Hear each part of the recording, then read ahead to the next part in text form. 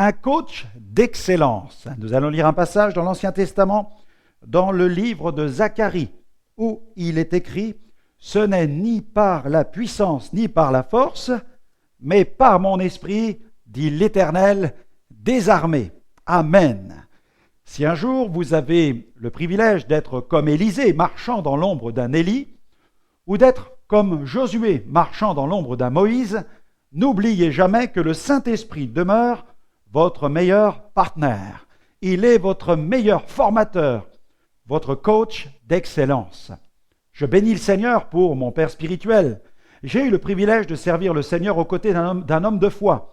Il m'a appris à pleurer pour les âmes, à réprimer avec autorité les puissances de ténèbres, mais il m'a surtout enseigné à compter sur Dieu et sur lui seul et à obéir à la voix du Saint-Esprit. Il m'arrive souvent de parler avec des jeunes qui ressentent un appel au ministère et ne savent pas trop s'ils sont appelés à un ministère de pasteur ou d'évangéliste ou autre chose encore.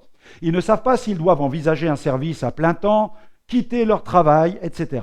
En fait, c'est dans la communion du Saint-Esprit que le serviteur de Dieu va trouver ses réponses. L'appel vient tout d'abord de Dieu. C'est lui qui appelle une personne pour tel ou tel service et il convient pour chacun de se placer devant sa face pour que le Saint-Esprit puisse l'amener à de véritables convictions. Le Seigneur a un dessein pour chacun d'entre vous. Il a en réserve un plan, un programme particulier pour vous. Le Seigneur l'a étudié tout spécialement. C'est du sur-mesure, exactement à votre taille. C'est pourquoi n'enviez personne et n'essayez pas de ressembler à quelqu'un d'autre. En fait, soyez vous-même. Votre Père a commandé au Saint-Esprit de vous équiper en vue de la réalisation de ce programme. Il a pour mission de vous qualifier en vue de l'exercice du ministère ou d'un service. Dieu a prévu pour chacun d'entre nous une fonction, des œuvres et un équipement pour les accomplir.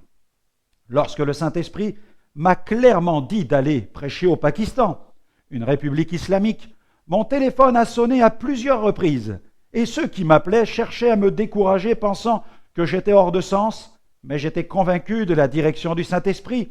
Des foules de plusieurs dizaines de milliers de personnes sont venues écouter la bonne nouvelle.